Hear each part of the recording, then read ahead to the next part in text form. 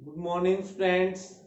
How are you? I hope all students are fit and fine. So, students, in previous video, we have learned about multiplication of monomial by a monomial.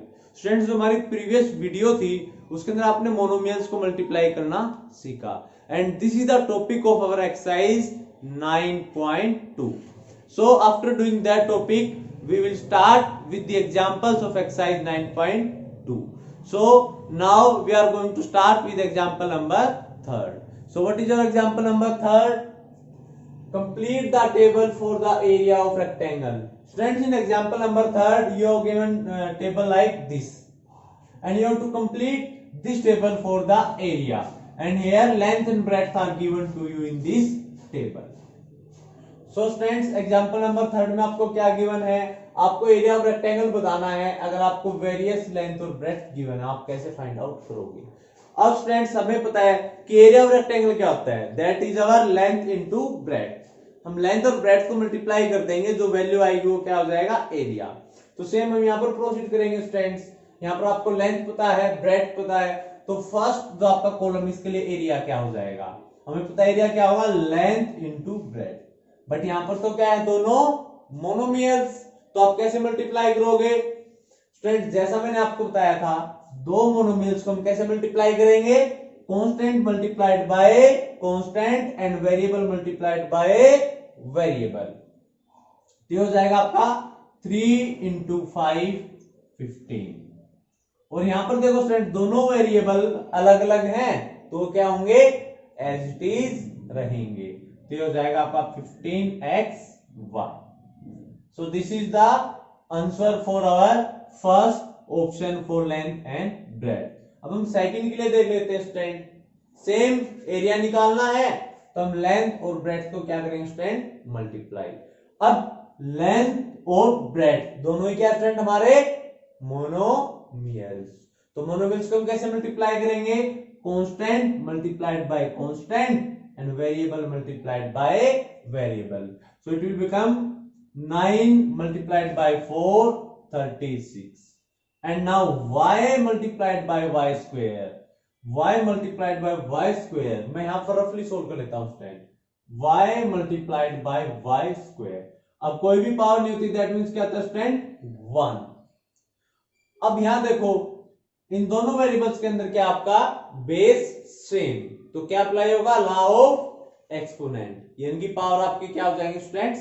Add. तो ये क्या हो जाएगा आपका? y raise to power 1 plus 2, that means y raise to power 3. तो ये क्या हो जाएगा आपका?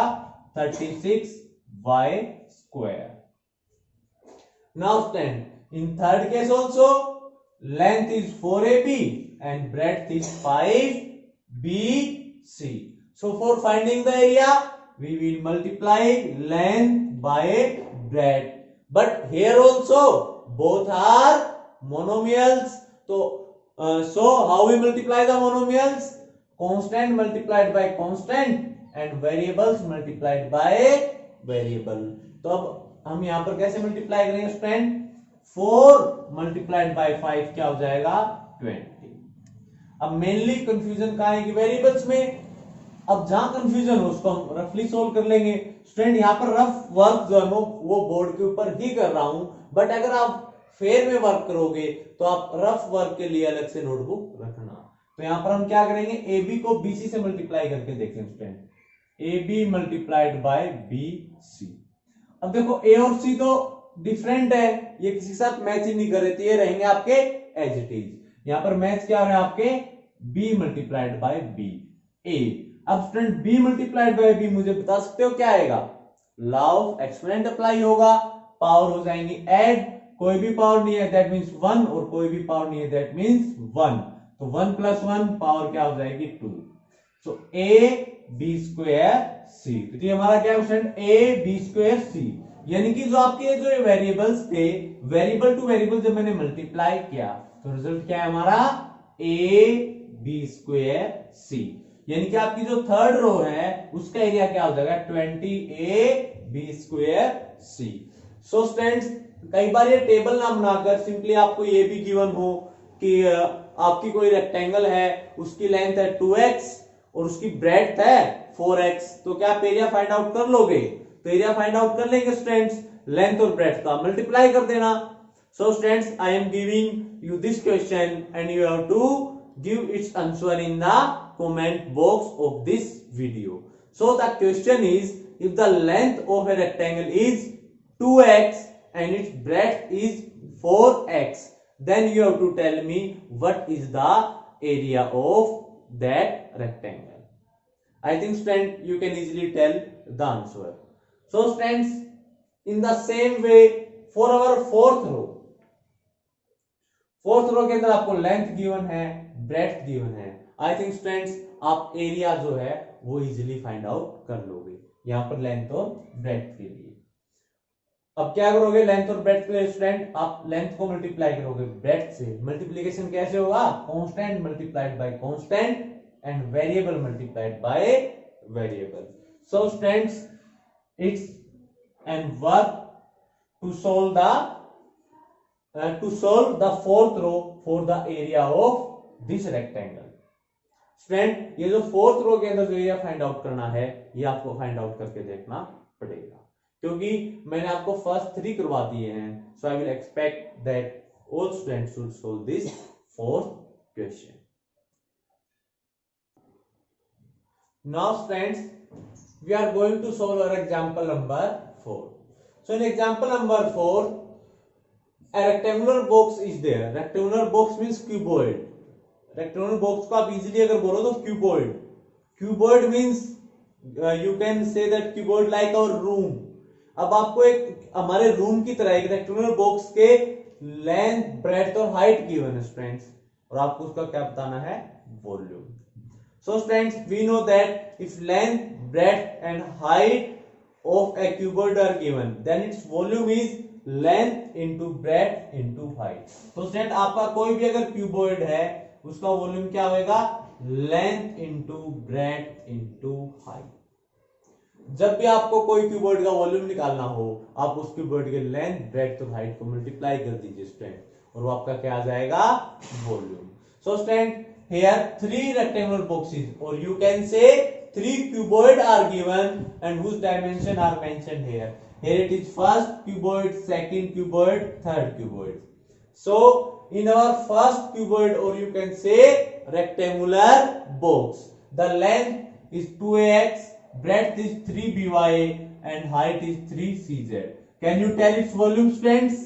Yes, by multiplying length, breadth and height. अब स्टूडेंट यहाँ पर 3 मोनोमियल्स हैं, तो आप इसको मल्टीप्लाई कैसे करोगे? ये 3 मोनोमियल्स की मल्टीप्लिकेशन भी हम कर चुके हैं, तो यहाँ पर हम देखते हैं अच्छे से और फाइंड आउट करते हैं कि वॉल्यूम क्या आएगा. So volume of rectangular box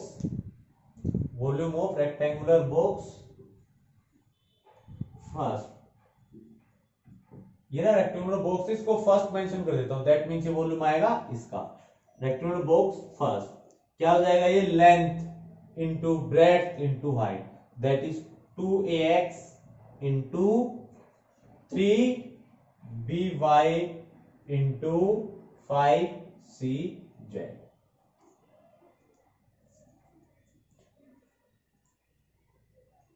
so students, below there the space is not sufficient, तो हम इसको यहां पर सोल्व कर लेते हैं ताकि हमें कंफर्टेबल रहे.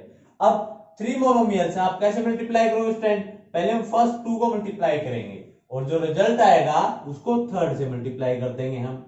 तो फर्स्ट 2 को मल्टीप्लाई कीजिए student, constant multiplied by constant, 3 2 6. अब मुझे बताइए स्टूडेंट, ax by को मल्टीप्लाई करोगे तो क्या आएगा? अब चारों ही वेरिएबल अलग अलग हैं, दैट मींस वो आ जाएंगे एज इट इज. आप इनको कैसे भी लिख सकते हो, मैं थोड़ा सीक्वेंशियली राइट डाउन कर देता हूं. abxy multiplied by 5cz. अब ये रिजल्ट है फर्स्ट और सेकंड का, this is the result of first and second, that means multiplication of length and breadth. अब जब इसको मैं हाइट से मल्टीप्लाई करूंगा तो हमारा क्या आ जाएगा स्टूडेंट्स? वॉल्यूम. तो यहां मल्टीप्लाई करते हैं, 6 5 30. अब वेरिएबल्स को मल्टीप्लाई करो स्टूडेंट्स. अब सभी 6 के 6 वेरिएबल्स जो है वो डिफरेंट हैं, तो क्या हो जाएगा students?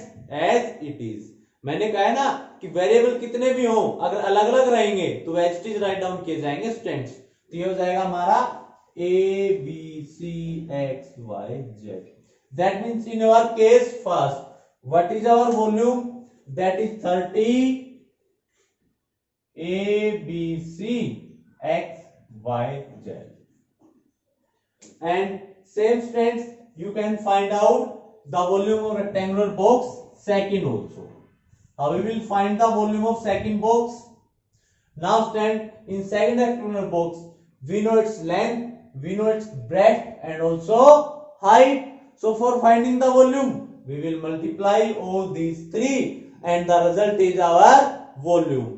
So now we are finding volume for rectangular box third. So here multiplying all these three, length multiplied by breadth multiplied by height.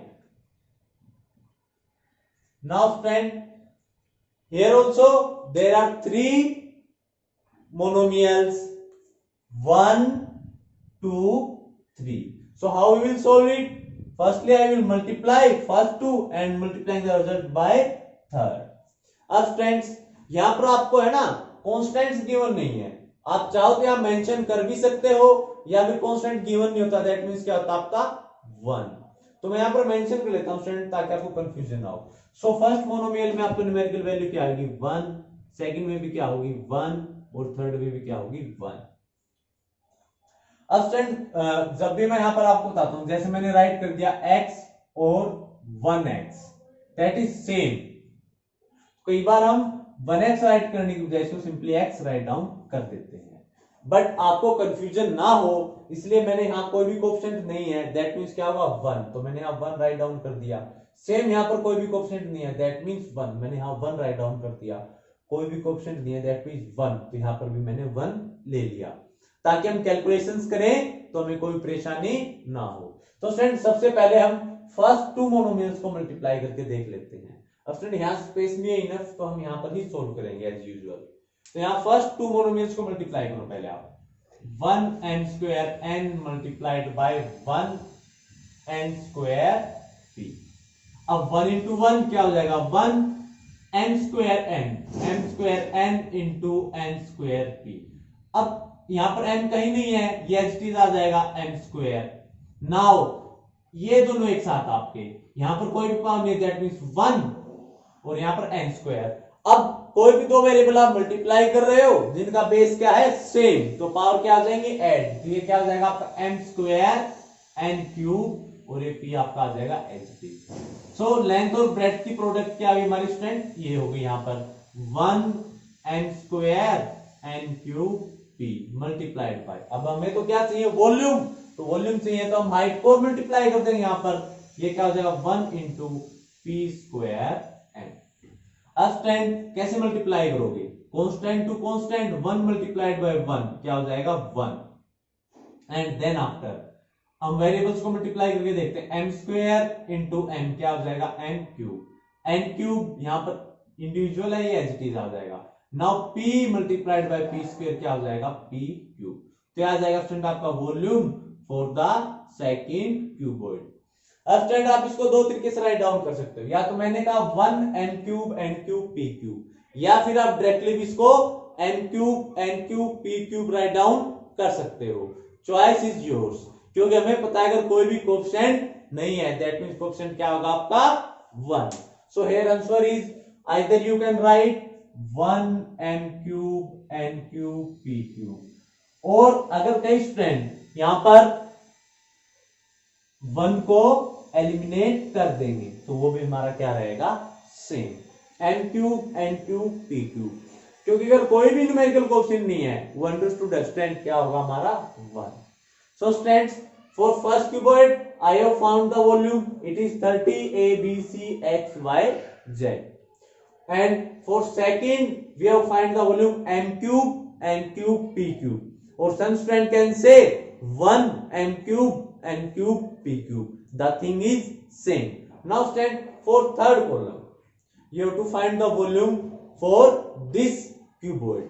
अब यहां पर आप फाइंड आउट कैसे करोगे, लेंथ मल्टीप्लाइड बाय ब्रेथ, दो रिजल्ट आया आपका, that is multiplied by height, और जो आंसर आएगा वो आपका क्या हो जाएगा, volume. So students, for third cuboid you have to find its volume. आपको थर्ड का वॉल्यूम फाइंड आउट करके देखना है.